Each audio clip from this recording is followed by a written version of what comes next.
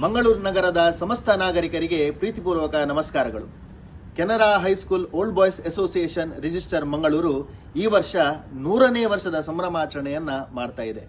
ಈ ಒಂದು ಶುಭ ಸಂದರ್ಭದಲ್ಲಿ ನಾಡಿದ್ದು ಆಗಸ್ಟ್ 9ನೇ ತಾರೀಕು ರವಿವಾರ ಮಂಗಳೂರಿನ ಕೊಡಿಯಾಲಬೈಲ್ನಲ್ಲಿರುವಂತಹ ಟಿವಿ ರಮಣ್ ಪೈ ಸಭಾಂಗಣದಲ್ಲಿ ತಮಗೆಲ್ಲರಿಗಾಗಿ ಉಚಿತ ಆರೋಗ್ಯ ತಪಾಸಣಾ ಶಿಬಿರವನ್ನ ಆಯೋಜನೆ ಮಾಡಲಾಗಿದೆ.